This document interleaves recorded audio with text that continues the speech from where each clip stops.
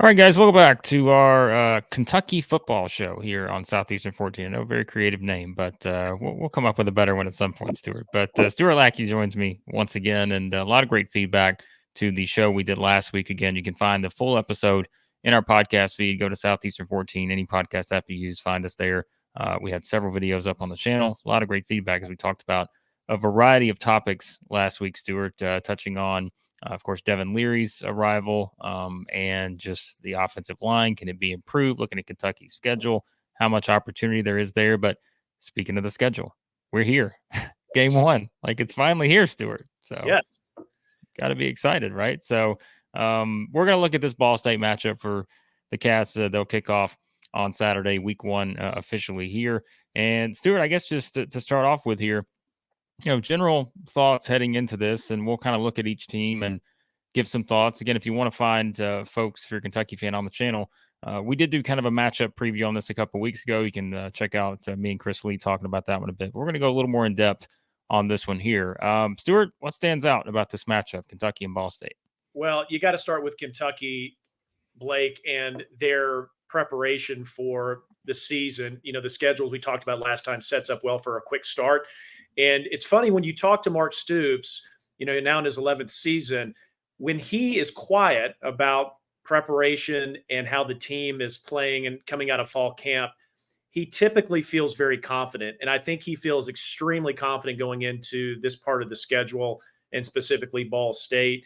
Not answering a lot of specific questions, but I think he's got a reason to be excited and optimistic about his team's start. I mean, again, it starts with Leary. I think you'll see, for me to start out, you'll see Kentucky open up against Ball State. Liam Cohen wants to establish Leary, getting comfortable. I think you'll see a pretty steady dose of Ray Davis. But make no mistake, they're going to test that secondary of Ball State. And I think as the game wears on, look for Leary to put up actually some pretty impressive numbers offensively, stressing those linebackers and secondary of Ball State with the wide receivers and the tight ends that Kentucky has. So that stands out. I think it's getting Leary comfortable and then opening up the playbook a little bit more as the game goes on offensively. Yeah. Just some notes on Ball State. If you're a Kentucky fan, maybe haven't researched them a little bit. It's a team that goes 5-7 last year, as we'll talk about. Did add some new pieces to the mix in a variety of areas. But it's a team that lost 59-10 to Tennessee to start the season last year in Knoxville. But after that, if you look at their entire schedule as a whole, they had 8 games decided by 7 points or less last year. So one of those teams that you could look one way or the other and say, hey, things could have went better this way. Losing, a 7-point by a touchdown to Western Michigan. They lose to Eastern Michigan 20-16, Toledo 28-21, Miami of Ohio to end the season 18-17. So a team that had a lot of those close games. But as we'll talk about, Stuart, this is a Ball State team that, like we see with many MAC teams, offense probably going to be something where you see some guys on that side of the ball that can really, make some plays, and they're going to add a new quarterback this year. And Lane Hatcher comes over, experienced QB, 10,000 passing yards in his career. And so I think that's significant for an offense that it seemed like last year, Carson Steele was huge at running back. Now he's at UCLA, but that's an offense that sometimes struggled to get going. But I think this year, maybe look at that from the start here in a game where, you're going up against Kentucky team that obviously can play well on the defensive side, but I'm curious to see what this Ball State offense looks like. Yeah, you mentioned Lane Hatcher, 6 feet, 215. Many people may not remember this guy was an absolute beast coming out of high school in the state of Arkansas. He was Gatorade National Player of the Year. I think as a high school player, he went 45-1 and walked on at Alabama under Nick Saban before transferring to Arkansas State and then most recently to Texas State. And as you mentioned, he's thrown for over 2,000 yards the last 3 seasons. He's not going to be scared to air it out, so to speak. And so it really depends for him. What I believe is, the inexperience of his wide receiving core. They absolutely got, decimated at that position. They've got a lot of talent, but it's young. And so it's really going to be interesting to see what kind of pressure Kentucky's defense. We can talk about that in a little bit, but it's going to be about Hatcher. He actually won the job in fall camp against a true freshman. And you might see that individual as well on Saturday, depending on how things go. But yeah, it all starts with Hatcher. The guy's 24 years old. He's played a ton of football. He's not going to be intimidated about a stacked crowd, packed crowd at Kroger Field on Saturday. Yeah, that's definitely one interesting aspect of the offense. We talked about kind of they're going to have to replace some of their top wide receivers, and kind of looking at that position, it looks like there's some inexperience there. And again, as we're going to talk about, maybe as the theme, not a lot of guys who've necessarily played together, and in that particular group wide receiver. So we'll see what Lane Hatcher can do to kind of bring some of those guys along. Running back, I think, is something where, like we said, they had Carson Steele last year. He transfers to UCLA, huge season, but they had someone from the conference in Marquez Cooper, who's rushed for at least 1,200 yards and 11 touchdowns the past 2 seasons at Kent State. So he's Yep. kind of a dynamic guy. I think that will be very interesting for this offense for Ball State too. Yeah, for sure. And again, it's transfer portal. This theme of, and we might have talked about this last time. In this day and age of college football, when the transfer portal opened and became this process where people could go and kind of reignite a career or finish a career at a different place. This isn't a situation where people leave a school and go to another one and kind of like work their way in. I mean, they're expected to contribute at a high level immediately. And so it's an interesting departure from, say, 15 or 20 years ago in college football. Somebody came in, they had to sit out a year, it was going to take time to gel.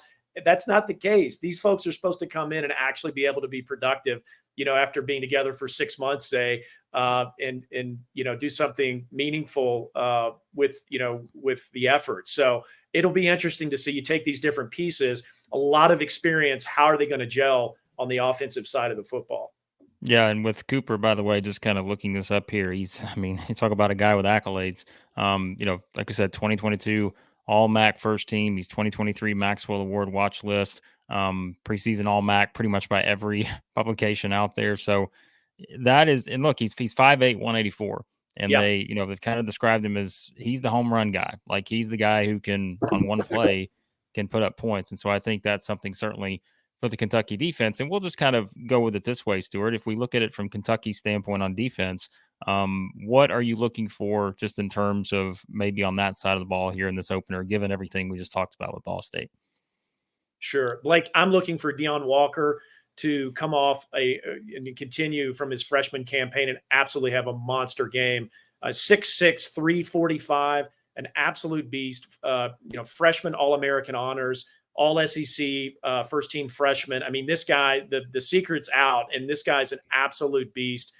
He's a major NFL prospect. He's flanked on either side by Octavius Oxendine and Josiah Hayes, both also massive skilled people at the defensive tackle and end position. So Brad White usually 3 down. And those guys will get a lot of pressure, I suspect, again, on Hatcher and that offensive line. Now, Ball State's offensive line's got some experience as well, but I look for that. And then the linebacking core will absolutely, throw a lot of different looks at the offense. And I think, have an opportunity to,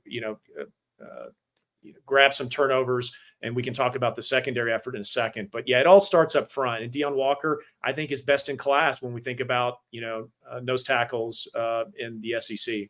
For sure. I was going to mention too, by the way, I forgot to mention him a second ago, but Brady Hunt, they're all MAC tight end. It's someone too. I was like, I think I mentioned this one. I was like, no, wait, that was the previous video I mentioned that in. But to circle back around on Brady Hunt, Hunt's, he's 6'7". He's a beast, yeah. right? 225. He's going to get open. He's going to get some looks, and he'll be an outlet for Hatcher for sure.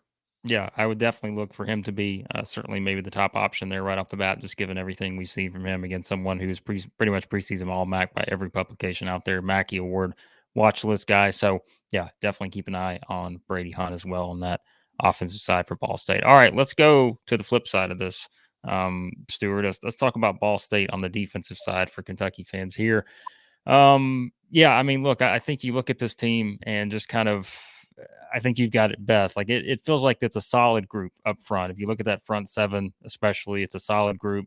Some guys that have played, and that is something that definitely stands out. But it's on the back end, and we kind of alluded to that earlier, where you've got a lot of new guys sort of joining the mix. And for some people, they may say maybe that's a good thing because they didn't get a lot of big plays last year. The stat we brought up in the preview we did a couple weeks ago. Only 7 interceptions. Like they just did not force a lot of mistakes in that area, just in terms of takeaways through the air. So what stands out for you here if you're looking at it from Ball State's defense? Well, again, a lot of experience up front. Coach Mike New, he's a Ball State alum. And I think what known for. He's coached professionally, coached in the Canadian Football League, the Arena Football League. He's going to bring a consistency. Those guys will play in position. They're not going to make mistakes. They just might get out physical, right? And so, again, they've got experience up front. They've got a lot of playing experience and snaps at the linebacker position. And, I know he feels good about what he's going to be able to bring, at least kind of with his front seven on defense. And again, it's going to be a situation of attrition, I think. Those guys will be able to probably make it interesting, throw some looks at Kentucky in the first quarter. And then it's going to be a situation, okay, over the latter half of the football game, depth will come into play, and then scheme, obviously, for Kentucky and the talent, stressing those linebackers. I mean, Kentucky's going to have, a wealth of options at tight end, and obviously wide receiver to put those guys in an interesting position to try to cover a lot of talent. So again, it's not going to be mistakes of omission. Those guys are going to play sound football, and it's going to be talent on talent. And I think, again, it's a 26.5 point spread for a reason. So, but yeah, those are some things that stand out to me. Yeah, and I think we always talk about this, and to kind of tie it in some other SEC games we preview, like a Tennessee, Virginia, games like that. It's if you're looking for the recipe for the underdog here, especially in like an SEC MAC type game, it's you got to be able to force mistakes on the other side, and I think that's where I'm very curious if Ball State can do that, and to kind of flip that into Kentucky's offense. You said it earlier. I mean, I would have to think, and to me, this is one of those things, and I know sometimes we can hype this up a little bit, but I think you want to come out and make a statement when you have kind of the pieces in place. You don't want to give everything away in week one. We understand that. But I think if you're Liam Cohen coming back, you've got Devin Leary joining the mix, Ray Davis comes in, you've got a tremendous wide receiver group, as we talked about, tight end group. I mean, I would expect you would really want to see Kentucky do some things early here and just kind of set the tone, maybe even for the season, and just kind of showcase all the talent they have on that side of the ball there. Yeah. Again, I think, Liam Cohen back from, 2 years ago, arguably, there's many inside the Kentucky camp, Blake, that feel that Devin Leary is an upgrade over Will Levis in terms of his ability, to deliver the short and intermediate pass, right, with a lot of touch and precision. And again, I think Cohen's going to try to put him in a position to be successful very early. Get Ray Davis involved, but you're going to see the offense, I think, open up and really stress that Ball State secondary, showcasing Barryon Brown and Dane Key, the dynamic sophomore duo. And then there's a number of other wide receiver options that are going to get some playing time on Saturday. Tavion Robinson, the transfer, the super senior, back for one last year from Virginia Tech, has a lot of work to do. He excelled early in the season last year, and then kind of quit on his teammates by all accounts. And I know he has made a recommitment to the team and to the game, and to Liam Cohen to be that experienced and wide receiver position. We don't talk a lot about him, but yeah, a wealth of options. Get Leary going, and then open it up maybe as the game goes on. So Cohen's not going to be afraid to do that for sure. Special teams, always something we talk about. I know you feel like Kentucky should be improved there in terms of just the kicking. Obviously, it has to be better, but I would think that will take a step forward this season as well. So, well, it can't go backwards much, right? Atrocious effort. Probably cost Kentucky 2 games last year. Everything from poor holding to bad snaps, missed kicks, inconsistency. We had some really interesting things in the punting game. So Stoops went out and got Jay Boulware to coach running backs, but also to be the exclusive special and only special teams coach, responsible for that. It's interesting. They have a short snapper and a long snapper, which I've never seen before, as designated roster positions on this Kentucky team. They went out and got a place kicker from Georgia Southern. The kid apparently was just automatic during training camp. I think missed 1 out of 10 on long field goals, I think, during one of their last practices. And so Stoops, I think, is really high on the kicking game, maybe perhaps more than he's ever been. And they made a commitment, Blake, in the offseason to shore that up, and I think they've done it. Like you said, if you're someone out there looking to bet on this game and look at the different things, of course, we do a betting show every week with Brian Edwards here, and I'm sure we'll talk about this one on Thursday or Friday. But I mean, like you said, Stuart, I mean, Kentucky's a 26.5-point favorite here. The Cats should win big. It does feel, and I think, talked about this before. I feel like there is the potential for both teams to put up some points here, especially with Hatcher coming in on the offensive side. And we talked about Cooper and those guys. So one big play, I could see that even against a really strong Kentucky defense. The over-under set at 48.5. So if you're curious about those kind of things, I would probably think there could be some points put up definitely on both sides here, although maybe more so on Kentucky's side for sure. But anything else, Stuart, in terms of just what you're looking for, storylines coming in, coming out of this game, and maybe anything else you want to add here for this Kentucky Ball State matchup? No, I think for the Kentucky side, it's clean football. It's, sending a message that Kentucky, maybe Blake, has the most complete team in the Mark Stoops era. And, we really didn't talk about that offensive line. I think one of the other call outs for Kentucky is how well with that offensive line. Now there are multiple people back in their natural positions. I think about Kenneth Horsey. I think about Jagger Burton moving to center. Most people probably don't know Burton was actually a fullback in high school early before he transitioned to the offensive line. And I know Cohen is going to try to use Burton's skill to get maybe second on some of the scheme that they're going to show to take advantage of some of that blocking skill. But, you bring in two tackles. Jeremy Flax, I think, earned the starting nod going into the first game over Cortland Ford. And then you've got on the left side, you've got Marcus Cox, again, the transfer from Northern Illinois.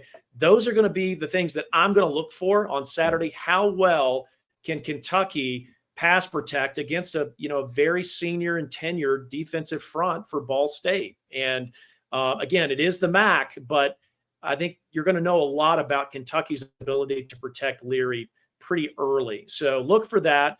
Again, I think there's a lot of optimism. But I think if you look at the roster, the 2 deep, probably the most depth and consistent across all positions that Mark Stoops has had at Kentucky. So again, I think that's why the optimism is so high. And we'll see on Saturday. It all starts then. Yep, it does. And again, if you're looking for sort of some history here for Ball State against power conference opponents, you go back to 21, they lost at Penn State 44-13. We know every season's different now, but just to give you kind of a reference, as we said, they lost to Tennessee 59-10 last year. And oh, by the way, I don't think Ball State's going to be looking ahead, but I can't imagine there's a tougher sort of start here for them at Kentucky on Saturday, at Georgia next Saturday. So not an easy start there for this Ball State team that's trying to add some new pieces to the mix there, right, Stuart? So yeah, get ready. I mean, it's time to strap it on and play some football. And again, though, these guys, I mean, these MAC schools, it's not how it used to be. Nobody's going to be afraid to play football on Saturday on Ball State side. They're going to pin their ears back and they're going to give everything they have. They've got a lot of experience. And so, it should be good, clean football from them. And, Kentucky's job is to assert itself and use its weapons. So I just incidentally, you're talking about points. If you're into that kind of thing, I agree with you. I think it's going to be a high scoring game. And I look for the over on this one as well. So not advice. Yeah, excited to see these two quarterbacks in new locations here. Should be a lot of fun to see what these offenses look like. But as we said, also a lot of intriguing storylines on this Kentucky defense heading into the season. Stuart, as always, a fun conversation. And it's like, this is pretty quick, but like now we actually get stuff to start reacting to. We don't have to talk about the hype anymore, but after the game is played, we actually get to break stuff down in terms of what we saw and everything like that. So that should be a fun time. Blake, one more thing to add. We didn't really talk about the Kentucky linebacking core, but look for J.J. Weaver, Alex Safari. I mean, these guys are dudes, and they will absolutely thump you, and they've got skill to play on the edges. Look for a big game from the linebackers, and then still relatively unknown the secondary of Kentucky. I think they've got a shot to turn over Hatcher and maybe get an interception or two on Saturday, depending on the scenario. So I'm looking for turnovers on defense and look for those players to have a big game. Yeah, not a lot of, of course, we know kind of what the marquee games are on the schedule in week 1 for the SEC: LSU, Florida State, South Carolina, North Carolina, Florida, Utah is interesting on Thursday night. Like we said, Tennessee, Virginia, maybe for different reasons, just in terms of seeing what the Vols look like. But I think this is one that maybe won't get a lot of attention just in a loaded week 1 across the country. But as we said, there are a lot of fun sort of storylines heading into this one for both teams for the opener. So 12 p.m. Eastern kickoff, 11 Central there at Kroger Field in Lexington. And we will be watching and give you guys lots of thoughts coming out of it next week when we talk to Stuart again. Stuart, always a fun conversation, and we'll catch up again next week. Blake, always a pleasure. Talk to you soon. Thanks. All right, guys, be sure to hit that subscribe button here at Southeastern 14. Again, if you're listening to this on the podcast feed, go to YouTube, search for Southeastern 14, follow us there. You'll find several clips from this conversation with Stuart. And as always, we appreciate all your support of all of our SEC stuff. The season is here, and so hit that subscribe button. We really appreciate it. But for Stuart Lackey, I'm Blake Lovell. Thanks for watching, and we'll talk to you guys here soon at Southeastern 14.